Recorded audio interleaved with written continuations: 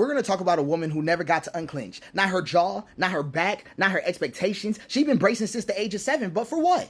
For everything. For hyper-individualism. Because she learned early no one's coming, so she came for herself. Carried her brothers, cooked for her mother, held her daddy's moods like frail glass. It's okay, I got it. It became a full language and no one ever stopped her. Because they needed her strength, so she learned to never need. And now she's in a relationship where she still pays her own half, drives herself home, cries alone, and says it's easier this way. But then she also braced for overcompensation because she shows up flawless, edges laid, degrees earned, and posture perfect. Because every room says you're only worthy if we're impressed. So she overdid, over-delivered, and outshined. But now, guess what? She can't tell the difference between being respected and being performed for. She can't tell the difference between being respected and being performed. Her nervous system doesn't believe in rest. Her joy needs proof. Her beauty must apologize for existing. And then hold on, because she's still anxious. There's more on there. Because then there's a distrust of systems and partners. Hospitals lied. Schools punished her brilliance. The police didn't come. Pastors protected abusers. Partners chose ease over truth. And now she smiles at her therapist but doesn't tell her. She cuddles her boyfriend but doesn't lean. She shows up to work but never softens. Because every system trained her not to be safe, only to be smart. But then she was told, don't cry in front of them.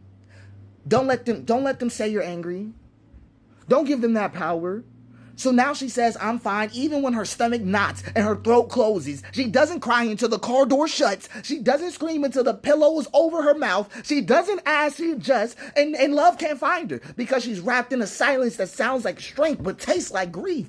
And then, right, a spirit of self-sacrifice starts to talk, right? Because she gave her food to her little cousins. Gave her weekends to help her aunties.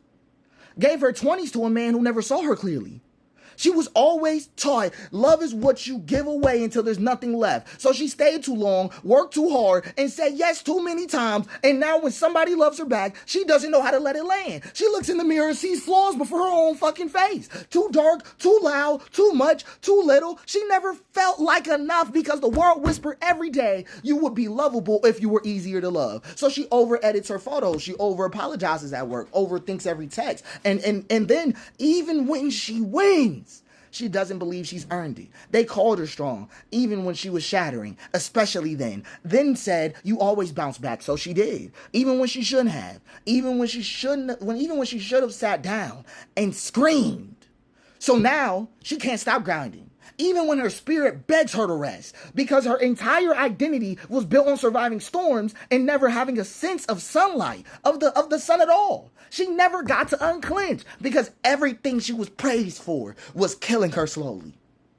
The silence, the smile, the sacrifice. This wasn't growth. It was armor that rusted into skin. But now she's restructuring because she feels safe. Because she's tired of dying in installments. And you know what that means? Unclenching, crying, saying no, receiving, relearning how to be held, breaking open without breaking down. She's not healing to become softer for the world. She's healing to stop freezing in her own damn home.